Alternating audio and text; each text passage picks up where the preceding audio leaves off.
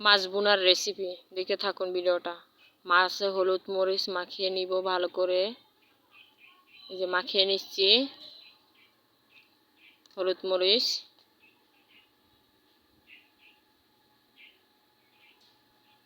এই যে ভালো করে মাখানো শেষ মাছ। এবার তেলের উপরে দিয়ে দিলাম।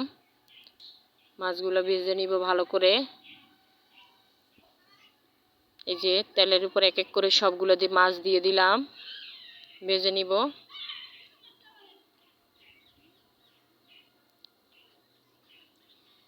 এই যে দেখেন উল্টানো হয়ে গেছে মাছ। এখন ভাজা শেষ, তুলে নিব মাছ ভাজাগুলো। সব মাছ ভাজাগুলো তুলে নিতেছি।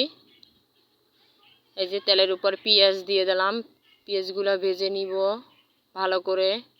এই যে দেখুন মাছ ভাজা। এই যে হলুদ গুঁড়া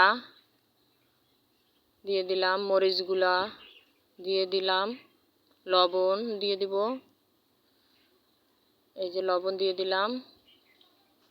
এখন ভালো করে কষিয়ে নিব। একটু কষানোর পরে পানি দিয়ে দিব আবার। এই যে এবার পানি দিয়ে দিব। পানি দিয়ে দিলাম। এবার একটু কষিয়ে নিব তেল উঠে যাওয়া পর্যন্ত। এই যে তেল উঠে গেছে, আমার কষানো শেষ। এবার পানি দিয়ে দিব ঝোলের জন্য। এই যে পানি দিয়ে দিলাম ঝোলের জন্য।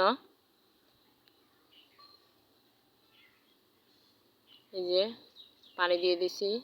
এই যে পানিগুলো ফুটে গেছে, এবার মাছগুলো দিয়ে দিব। এই যে এক এক করে সব মাছগুলো দিয়ে দিতেছি, ভাজা মাছগুলো। এই যে সব মাছগুলো দিয়ে দিতেছি, দিয়ে একটু ভালো করে নেড়ে দিয়ে দিব। নেড়ে ঢাকনা দিয়ে রাখবো ফুটে যাওয়া পর্যন্ত। এই যে ঢাকনা দিয়ে দিলাম। এই যে দেখুন মাছ। এবার জিরার গুঁড়া দিয়ে দিব। জিরার গুঁড়া দিয়ে ধনের গুঁড়ো দিয়ে নামিয়ে নিব।